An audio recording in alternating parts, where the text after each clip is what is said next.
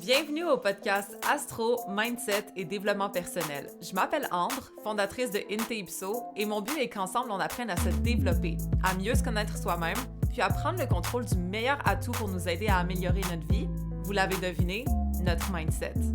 Donc maintenant, laissez-moi vous montrer que toutes les réponses à vos questions existent déjà Inte-Ipso à l'intérieur de vous. Allô mes chéris, j'espère que vous allez bien. Donc, cette semaine, on va parler du mois d'août. Qu'est-ce que le mois d'août nous réserve au niveau transit? À quoi on peut s'attendre? Quel genre d'énergie va avoir lieu dans le ciel pendant notre mois d'août pour voir un peu comment réagir, quoi anticiper, mais aussi comment en profiter du mieux possible. Donc, sur ce, on va commencer avec la nouvelle lune en Lion qui va avoir lieu le 4 août, c'est-à-dire ce dimanche. Moi, quand je regarde cette nouvelle lune en Lion du 4 août, en fait, je vois une célébration.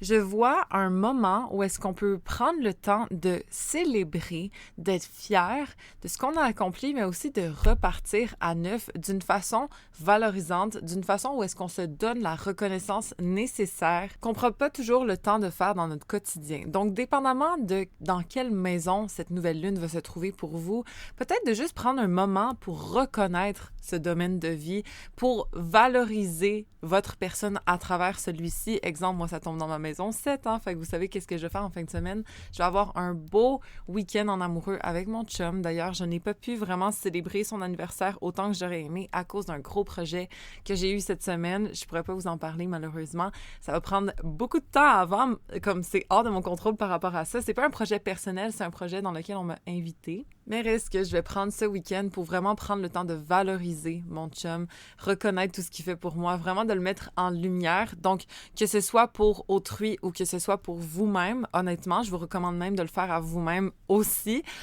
Très important de prendre le temps de se reconnaître, de se valoriser, de se célébrer pendant cette nouvelle lune, parce que c'est pas vrai qu'on prend toujours le temps de le faire. Outre la valorisation, aussi d'avoir du fun, s'il vous plaît, pendant cette nouvelle lune. Tu sais, des fois, c'est comme, oh, on se transforme, on fait des choses profondes, deep. Sérieux, là, this weekend, have fun. Pourquoi? Parce que cette nouvelle lune-là, elle est en sextile avec Jupiter et avec Mars. Jupiter, c'est la planète de l'expansion. En ce moment, elle est en Gémeaux, qui est un signe très interactif, qui est un signe très curieux, qui a envie d'essayer des nouvelles choses, discuter avec des nouvelles personnes, etc. Donc, sérieux, là, d'avoir du fun, de s'étendre d'une façon qui nous plaît, d'interagir, d'être curieux, de toucher un petit peu à tout. Je vous le recommande définitivement. Il faut se rappeler aussi que le lion, c'est un signe très joueur. C'est un signe très proche de son cœur d'enfant. Donc, de faire une activité qui nous plaît, qui peut-être comme nous sort un petit peu de ce qu'on fait d'habitude, mais qui nous fait vraiment sincèrement plaisir à l'intérieur, c'est une belle recommandation à faire pendant cette nouvelle lune. Autre chose, c'est que Jupiter, ça représente aussi l'abondance. Donc, d'avoir le Soleil et la Lune en Lion ici, de la reconnaissance, de la valorisation, quel genre d'abondance on est prêt à aller chercher, à se donner à partir de la valorisation personnelle qu'on s'accorde. Donc, juste de revoir peut-être notre approche de notre valeur et de ce qu'on s'accorde de recevoir comme valeur aussi, ça peut être intéressant pour être capable de mieux manifester. Donc, peut-être de revoir sa liste de manifestations. Qu'est-ce qu'on aimerait vraiment atteindre comme abondance? Quel genre d'opportunités on aimerait attirer à nous à base de notre estime qui est de plus en plus haute, qu'on travaille de plus en plus, disons, OK? Parce que pendant cette nouvelle lune-là en Lion, c'est bon de faire un petit travail de valeur personnelle, mais aussi pour attirer de l'abondance, des opportunités, de la chance à nous. Aussi, il y a Mars qui est en sextile à la Lune et au Soleil. Donc ça nous montre que nos ambitions, notre drive peuvent être favorisés à ce moment-là. Donc tout ce qui est aller chercher son abondance, faire les actions nécessaires pour atteindre la chance, les opportunités qu'on veut, etc. Dans ce coin-là, ça peut être bon. Sinon, ça peut être de l'action, du fun aussi, carrément, juste en mode wild. Moi, je sais pas, je le vois festif un peu, cette nouvelle lune en Lion. Après, c'est pas obligé, ça peut être aussi plus orienté vers aller chercher nos buts, revoir nos manifestations, encore une fois, quel genre d'abondance on attire. Mais l'un ou l'autre, là, honnêtement, ça peut être deux bons thèmes à exploiter. Il faut se rappeler aussi que Vénus est toujours en Lion et elle va changer en Vierge le lendemain. Donc, le 5 août, elle tombera en Vierge. C'est comme le last call pour se célébrer, se valoriser, se mettre sur un piédestal, être vraiment romantique, lovey-dovey avec notre partenaire ou même avec soi, hein, de se date un petit peu, là, de se traiter comme une reine, comme un roi, it's the time, last call. Parce qu'après, lorsque Vénus va tomber en Vierge, d'ailleurs, on va en parler tout de suite, lorsque Vénus tombe en Vierge, on tombe dans un moment de perfectionnement, de raffinement de notre valeur. Donc, en Lion, selon moi, on se célèbre et ensuite, en Vierge, on se raffine. On travaille, effort continu, effort par effort pour devenir meilleur, pour s'améliorer, pour se perfectionner. Donc, sans mettre trop d'attentes, c'est ça qu'il faut faire attention avec Vénus en Vierge, de ne pas se mettre trop d'expectations ou de pression à devenir mieux, mais de se perfectionner au lieu de devenir parfait. C'est ça qu'on doit garder en tête. Donc, que ce soit pour notre valeur personnelle, qui est régie par Vénus, ou que ce soit de la valeur qu'on accorde aux autres, donc l'amour, etc., il faut faire attention de ne pas être trop critique, de ne pas se mettre trop de pression, mais de quand même faire des efforts continus pour se perfectionner et non atteindre la perfection. Vénus en Vierge, c'est vraiment le bon moment pour revoir nos habitudes de vie, entre autres. Quel genre de choses on fait pour s'occuper de soi, ok? Prendre soin de soi, mais d'une façon plus, je veux dire responsable, plus axée sur notre santé. Est-ce qu'on a une routine qui nous aide à nous améliorer? Est-ce qu'on a peut-être des habitudes de vie qu'on aimerait perfectionner? Comment on peut prendre mieux soin de soi, mais d'une façon plus responsable, plus organisée, peut-être structurer un peu son quotidien, peut-être faire attention à notre alimentation, peut-être faire attention à notre mental, aux pensées qu'on entretient, parce que veux pas, la Vierge aussi, elle est très dans la réflexion, dans l'anticipation. Donc, faire attention de ne pas tomber dans trop de overthinking, parce que Mercure est quand même en Vierge, hein, mes chers? D'ailleurs, le 5 août, il tombe rétrograde, on va en parler juste après. Mais faire attention de ne pas trop réfléchir, anticiper, penser au worst case scénario, etc., mais plutôt de revenir au centre, de se faire des routines où est-ce qu'on s'occupe de notre mental, où est-ce qu'on s'occupe de notre corps, où est-ce qu'on s'occupe de notre couple même, ou de notre relation avec nous. Donc, d'instaurer des systèmes, instaurer des façons de faire, des routines, des structures pour nous aider à nous améliorer, à nous raffiner notre valeur, raffiner notre mental, raffiner nos relations interpersonnelles. C'est ça que Vénus en Vierge nous demande. Ensuite, Mercure tombe rétrograde le 5 août aussi. C'est en conjonction à Vénus, c'est pas trop loin de la Lune non plus. Reste que c'est une bonne... En fait, c'est réviser notre valeur, entre autres, OK? Réviser comment on peut se perfectionner, réviser comment on peut mettre de l'ordre dans notre mental, bien évidemment, parce que Mercure, ça régit le mental, la réflexion, la communication, etc. Mais vraiment d'organiser nos idées, c'est très recommandé, sans se surchauffer la tête, OK? Ça, c'est très important. La surcharge mentale, elle est quand même propice lorsque Mercure est dans un signe mercurien, donc la Vierge ou le Gémeaux. Il faut faire attention de ne pas trop se stimuler mentalement dans le sens que ça devient destructeur, là, OK? On veut pas nécessairement se rendre jusqu'à là, mais juste d'ordonner ses pensées, de mettre ça sur papier, de faire des listes, de réorganiser ce qu'on a en tête, peut-être ce qu'on pense faire, etc., les idées qu'on a, les projets qu'on veut accomplir, peut-être les formations qu'on veut prendre, peu importe c'est quoi, hein, parce que Mercure ici est en carré à Mars en Gémeaux. Mars en Gémeaux, c'est quoi? C'est la dispersion, tellement qu'il y a de curiosité, tellement on a envie de toucher à tout. Donc, c'est bien d'utiliser l'énergie de la Vierge ici, qui est bonne à structurer, qui est bonne à ordonner, à organiser, pour ne pas se disperser. Mais encore une fois, vraiment faire attention à la surcharge mentale, se permettre de rentrer dans son corps, dans ses ressentis, pas juste dans sa tête, parce qu'au final, des fois, on a tendance à peut-être rester pris en haut, là, dans le cerveau, lorsqu'il y a beaucoup d'énergies qui sont mercuriennes comme ça. Donc, de se permettre aussi de retourner dans son corps, de s'occuper de son être, pas juste de son mental. Ça va être important de le faire, OK? De relaxer un petit peu plus, de se détendre un petit peu plus. Et c'est normal si jamais on est un peu plus allumé mentalement, mais il faut juste faire attention à la grosse anticipation et d'apprendre à lâcher prise, à s'adapter un petit peu plus au lieu de vouloir garder le contrôle, OK? Oui, la Vierge, c'est un signe mutable, mais ça reste un signe qui aime savoir c'est quoi la suite. Le Gémeaux aussi, d'ailleurs, il aime rebondir. C'est quelqu'un qui est très adaptable, mais au final, les Gémeaux adorent savoir. Et les Vierges adorent encore plus savoir c'est quoi qui va se passer, OK? Les deux, c'est des signes qui ont besoin de connaître, d'anticiper, de comprendre. Fait que oui, ça peut être le bon moment d'apprendre, ça peut être le bon moment de récolter de l'information, de décortiquer de l'information. Faut juste pas qu'on aille aux extrêmes puis qu'on se fasse de la surcharge, OK? C'est tout ce que je veux vous dire. Aussi, il faudra faire attention de ne pas être trop critique ou de décortiquer trop ou d'anticiper ou de se faire des scénarios catastrophes au niveau de l'amour. OK? Parce que Vénus est impliquée malgré tout. Vénus va être en conjonction à Mercure pendant ce Mercure rétrograde, pas en entier, mais évidemment, c'est quand même un sujet qui va être touché par Mercure rétrograde. Donc, de faire attention à sa propre valeur, de ne pas trop se scruter, là, de s'analyser, de se décortiquer trop en profondeur. On peut le faire d'une façon constructive, OK? S'analyser, se décortiquer et améliorer ce qu'on aime moins ou améliorer ce qu'on pense qu'on pourrait tirer bénéfice. Exemple, de se faire une nouvelle routine de workout parce que peut-être qu'on aime moins notre corps ici, puis on veut perfectionner ici, etc. Ça, c'est correct, OK? Faut juste pas aller à l'extrême non plus, mais il faut faire attention aussi au niveau de décortiquer nos relations. Nos relations, ça peut être, c'est pas juste en couple, hein, ça peut être au niveau amitié, ça peut être au niveau collègue, ça peut être au niveau familial, etc. Ça reste Vénus. Tous les gens qu'on a un lien de proximité émotionnel, ça se peut qu'on décortique, on soit peut-être un petit peu plus critique ou du moins qu'on s'attarde à observer un peu plus nos relations. C'est bien d'observer une relation pour voir comment on peut la rendre meilleure en passant, voir c'est où les petites lacunes, voir qu'est-ce qu'on pourrait instaurer pour améliorer le couple, par exemple, ou améliorer notre relation avec notre ami, ou etc. Mais il faut juste faire attention à l'over-critique, à l'over-analyse, où est-ce que là, on commence à voir les petits bobos, les petites failles que c'était peut-être pas nécessaire de regarder, OK? Donc, oui, si jamais il y a un gros bobo, on l'améliore. Si jamais il y a un petit bobo, on peut essayer de faire quelque chose par rapport à ça, mais il faut pas chercher les problèmes où est-ce qu'il n'y en a pas pendant ce transit-là. Mais l'énergie de décortiquage, l'énergie d'analyse, elle peut être utilisée à décortiquer ce qu'on valorise. Est-ce qu'on valorise les bonnes choses? Parce que veut pas, Vénus, c'est la valeur aussi qu'on accorde aux choses, aux gens, etc., à soi-même aussi.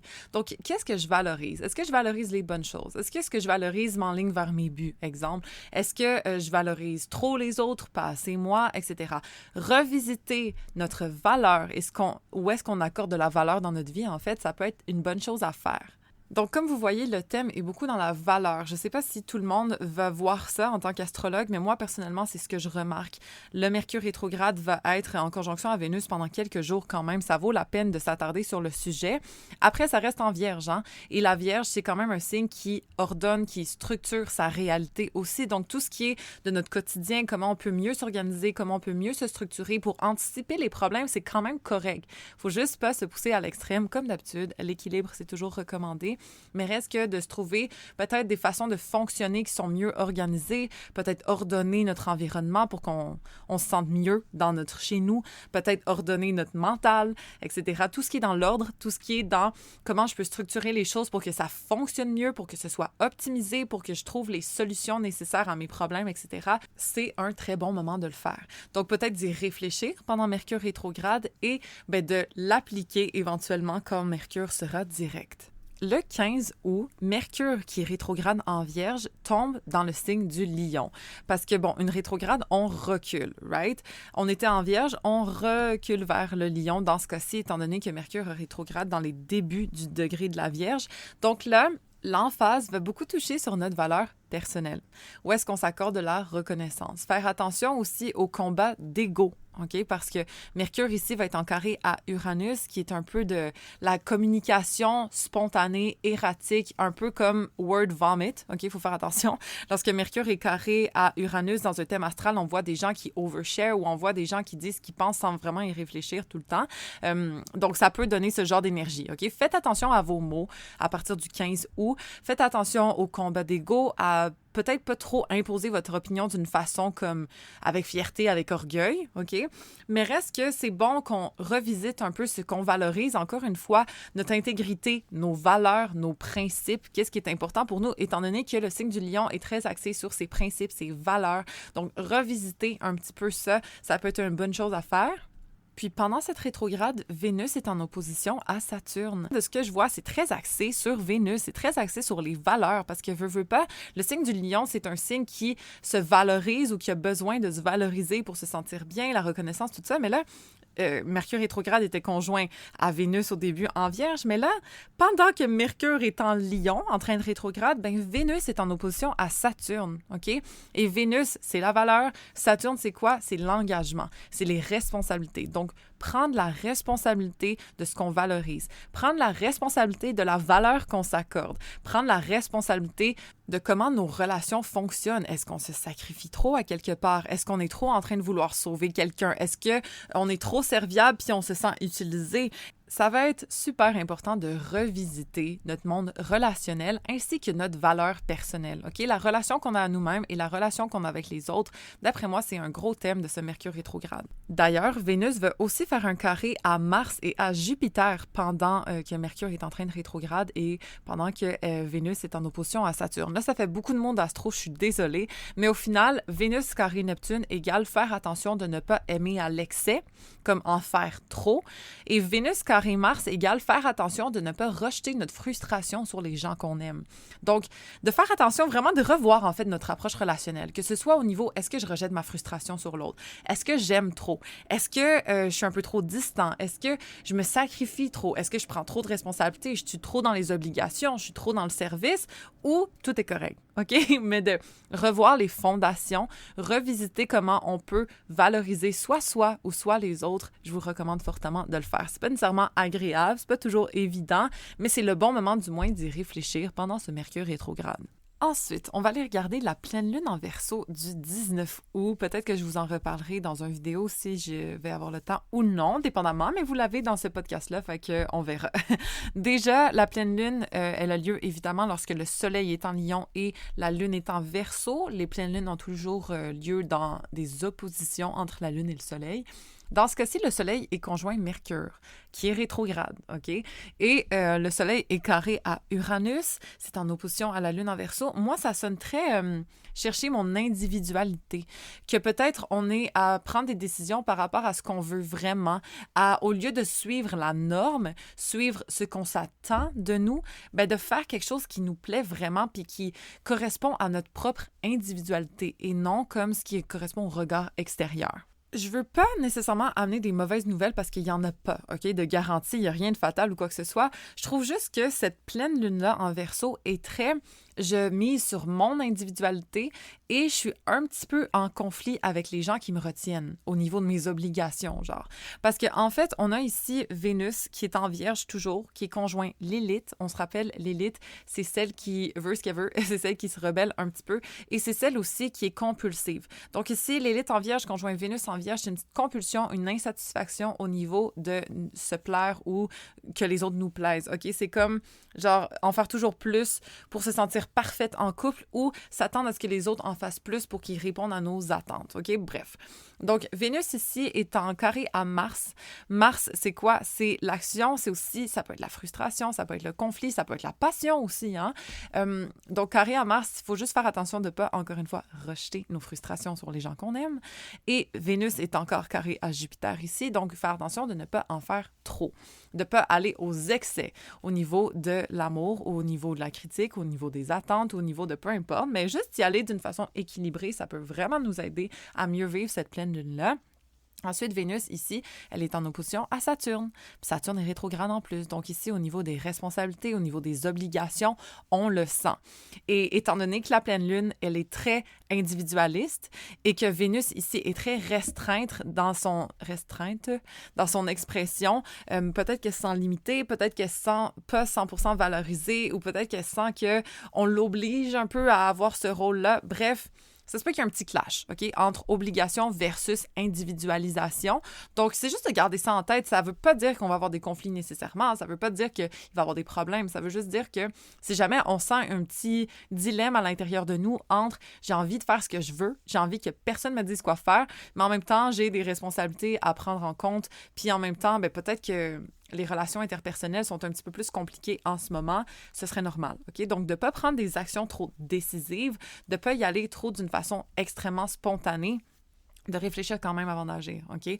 Parce que ici, le Soleil est en carré à Uranus, Mercure est en carré à Uranus, la Lune est en carré à Uranus. Uranus, c'est quoi? C'est ce qui est erratique, c'est ce qui est imprévu, c'est ce qui amène du changement qu'on n'a pas comme anticipé. Donc, ça ne veut pas dire qu'il va y avoir un gros changement dans votre vie, là. Ça veut juste dire, si jamais on a des pulsions, on a des instances comme spontanées qui arrivent, juste de prendre un petit moment pour reculer et se dire, est-ce que ça correspond vraiment à ce que je veux? Est-ce que ça honore mon individualité de la la bonne façon ou est-ce que c'est comme une pulsion de rébellion, d'individualité que je pourrais peut-être contrôler un peu mieux, OK? Donc, juste de se poser cette question-là pour prévenir. Moi, j'aime mieux prévenir que guérir, bien sûr. Donc, gardez ça en tête, mais reste que c'est un très bon moment, malgré tout, de s'individualiser, de penser à ce qu'on veut vraiment, sans nécessairement se retenir pour la perception des autres, mais au contraire de faire quelque chose qui nous correspond vraiment. Donc, au lieu d'avoir l'air parfait dans les yeux des autres, au lieu de s'attendre à la perfection d'autrui, d'accueillir la différence de chacun et de célébrer notre propre différence aussi. On se rappelle, le lion, c'est la célébration, selon moi, entre autres, là. Et la lune en Verseau, c'est très comme ce que moi, je veux. Mon besoin individualiste de me démarquer, de sortir de la norme, de faire des choses qui me plaisent sans nécessairement faire comme le troupeau. OK? C'est très ça, cette pleine lune en lion-là, un grand besoin d'individualisation, si je peux dire. Donc, de garder ça en tête, mais je pense que ça va quand même être une belle pleine lune à ce niveau-là. La pleine lune va aussi être en trigone à Mars et à Jupiter ici, OK? Donc, que ce soit d'apprendre des nouvelles choses, que ce soit d'aller réseauter avec du monde, d'être un peu social pendant cette pleine lune-là, c'est sûr que le monde sont toujours un peu plus sur les nerfs pendant la pleine lune, OK? On va pas le mentir, mais reste que ça peut être un bon moment d'explorer notre curiosité, justement, d'une façon individuelle. C'est quoi qui me fascine? C'est quoi que j'aurais envie d'approfondir? C'est quoi que j'ai envie d'essayer, OK? Quel genre de surprise j'ai envie de tester? Quel genre de nouveaux hobbies ou activités j'ai envie d'explorer, comme ça peut être un bon moment pour se tremper les pieds dans quelque chose de nouveau, quelque chose qui nous stimule mentalement, quelque chose qui nous fait plaisir, peut-être être un peu plus sociable, en communauté, comme discuter, échanger avec les autres ou, stimuler nos neurones, si je peux dire, OK? Mais d'une façon qui correspond à nos besoins individuels quand même. C'est ça qui est intéressant avec cette pleine lune en Verseau, qui est relativement détachée. C'est drôle parce que le Verseau, c'est un signe très détaché, mais c'est un signe très communautaire aussi. C'est comme, il a besoin de sa bulle, mais en même temps, il aime ça interagir avec différents humains, OK? Donc, de peut-être faire les deux, peut-être de faire juste un plus que l'autre, mais reste que d'être basé sur notre individualité, ou du moins ce qui nous démarque et ce qui nous stimule mentalement, ça peut être une bonne chose à faire pendant cette pleine lune. Aussi de réviser un peu sa place dans le monde en mode qu'est-ce qui me démarque, qu'est-ce qui me fait sentir unique, qu'est-ce qui ne dépend pas en fait du regard d'autrui. Je le répète, mais c'est parce que le lion est très axé sur la reconnaissance qu'il peut avoir du monde extérieur, tandis que le Verseau est très axé sur son individualité et comment il peut faire les choses à sa façon, tout en contribuant quand même à la communauté. Le Verseau n'est pas juste comme quelqu'un qui est séparé du reste du monde puis qui est bien de même. OK? Des fois, ça arrive. Mais d'habitude, il y a une contribution à l'humanité que le Verseau aime faire. Donc, qu'est-ce que ça pourrait être pour nous? Peut-être qu'on peut y réfléchir, mais reste que notre individualité, qui n'a pas besoin du regard extérieur, doit être mise de l'avant pendant cette pleine lune en Verseau. En passant pas mal à travers tout le mois d'août, Mars est conjoint Jupiter, OK? Et ça, c'est des grosses actions, c'est des actions inspirées, c'est beaucoup d'ambition, c'est de la grosse stimulation mentale, mais qui peuvent être un peu freiné par l'énergie de Saturne en Poisson ici, qui cherche à nous discipliner, qui cherche à ce qu'on ne disperse pas trop notre énergie, justement. Fait que si jamais vous vous sentez un petit peu freiné ou du moins ralenti dans votre élan, que vous avez envie d'en faire plein, mais que vous sentez que peut-être vous n'avez pas l'énergie pour suivre toutes vos belles idées, ça se peut que ce soit le cas, OK? Parce que Saturne veut pas, c'est pas juste un poids, là, OK? Saturne, c'est très, très constructif. Ça nous permet de prendre du recul sur ce qui se passe et mieux solidifier nos fondations. Donc, au lieu de se disperser partout, de courir dans tous les sens, comme Mercure conjoint Jupiter en Gémeaux voudrait qu'on fasse toutes nos idées, interagir, les partager, être all over the place, mais peut-être que ça nous responsabilise un petit peu au niveau de notre énergie. Donc, Saturne en Poisson, faire attention de où est-ce qu'on se disperse émotionnellement et mentalement avec le Gémeaux qui est en lieu dans le ciel. Bref, tout ça pour dire que si jamais vous vous sentez un petit peu plus au ralenti, ça se peut que ce soit à cause de Saturne qui est en carré à Mars conjoint Jupiter. C'est comme on a envie d'en faire beaucoup, mais peut-être qu'on est un peu limité au niveau de notre énergie et il faut respecter ça aussi. Ensuite, le 22 août, on tombe dans la saison de la Vierge. La saison de la Vierge commence avec un carré à Uranus. Donc, je trouve que les mêmes genres de thèmes qu'on a exploités là ressortent. C'est-à-dire nos obligations versus nos besoins individualistes. Donc, peut-être de se poser la question, comment je peux quand même rendre service aux autres en me rendant service à moi aussi, en ne négligeant pas mon individualité, en n'empêchant pas mon rebelle intérieur de parler, OK? En ne négligeant pas mes besoins, mes pulsions de me démarquer, mais quand même en étant disponible pour mes proches, exemple, OK? Et disponible pour soi aussi. Sincèrement, je vous dis, la période de la Vierge, là, on a le Soleil qui est en Vierge, on a Vénus qui est en Vierge aussi. C'est très bon moment pour s'améliorer, pour se perfectionner, pour raffiner notre personne, nos façons de penser, nos façons de faire, de s'attarder sur nous, puis d'essayer d'améliorer les choses, trouver des solutions à nos problèmes, trouver des solutions à notre environnement, à notre entourage aussi peut-être. Reste que tout ce qui est dans le perfectionnement, le raffinement, l'ordre, la structure, c'est très approprié pendant cette période de la Vierge. OK, ce que je trouve particulièrement drôle, c'est que Mercure termine sa rétrograde le 29 août et Vénus entre en Balance le 29 août. Donc, on passe de l'énergie de la Vierge, OK, qui se perfectionne, qui s'améliore, qui est un peu plus critique, qui est un petit peu plus regardante, qui est un peu plus analytique, etc., à une énergie paisible, non problématique, qui ne va pas regarder les bobos, mais au contraire, qui va se mettre des lunettes roses, quasiment, OK? Parce que Vénus en Balance, ça idéalise l'amour, puis guess what? Vénus va être en opposition à Neptune à ce moment-là, OK? Donc, faire attention d'ailleurs de ne pas trop se dire « Ah, mais tout est beau, finalement, c'est correct », parce que ça se peut qu'on soit propice à faire ça, OK? C'est même cute, actually. Moi, je trouve que ça fait du bien. J'ai Vénus en Balance, carré Neptune, fait que c'est mon genre d'énergie, OK? Les lunettes roses. Mais au final, juste de garder en tête, malgré tout, de rester les pieds sur terre. Mais si jamais ça s'apaise, c'est un petit peu plus romantique, c'est un peu plus harmonieux, on essaie plus peut-être de faire des compromis au lieu de régler l'autre personne ou se régler soi-même, qu'on lâche un peu, là, qu'on respire un peu, qu'on profite de l'énergie très douce, harmonieuse, romantique qu'il y a dans le ciel. Ça ferait plaisir, honnêtement. Puis voilà, lorsque Mercure finit sa rétrograde, où est-ce qu'on a tout analysé nos valeurs, où est-ce qu'on a tout analysé nos interpersonnels, nos relations, etc., mais là, on peut avoir un petit break, là. On peut profiter de nos lunettes roses, on peut enjoy the company of each other, pour vrai, se donner un break, OK? De productivité, d'efficacité, d'améliorer, d'analyser, tout ça comme on l'a fait. Là, maintenant, on peut profiter. C'est bon aussi, évidemment, de revisiter ce qui s'est passé pendant Mercure rétrograde parce qu'on reste dans la période de shadow, OK? Donc d'ombre, où est-ce que Mercure retourne au point initial doucement jusqu'à Mercure en Vierge. Là, ça va prendre un petit peu de temps. Je vais vous dire jusqu'à quand. Donc, jusqu'au 11 septembre, Mercure va être dans sa période d'ombre. Qu'est-ce que ça veut dire? C'est que Mercure a commencé à rétrograde à 4 degrés en Vierge. Il est reculé jusqu'en Lion. Et ensuite, il va revenir jusqu'à 4 degrés en Vierge jusqu'au 11 septembre, dans le fond. Fait que c'est comme si on revisite un peu les thèmes qui se sont passés au courant de Mercure rétrograde pendant cette période d'ombre. Donc, peut-être de revisiter encore une fois la valeur, revisiter les relations, revisiter tout ce qu'on a travaillé, OK? Mais reste que ça va peut-être être un peu plus léger, étant donné que Vénus reste en Balance en faisant des beaux aspects à Jupiter en Gémeaux ici. Fait que tout ce qui est abondance, tout ce qui est, OK, c'est facile, on a une vibe optimiste par rapport à l'amour. Faut faire attention de ne pas trop en faire, justement. Faut faire attention aussi au niveau des lunettes roses, mais reste que l'aspect là, de lunettes roses, il reste pas si longtemps que ça. Il reste juste quand Mercure tombe direct, parce que Vénus avance quand même vite. Donc là je suis... au 11 septembre et Vénus n'est plus en opposition à Neptune, les lunettes roses ne sont plus là. OK? Bon, fait que j'espère que ça vous aide à comprendre un petit peu le mois d'août.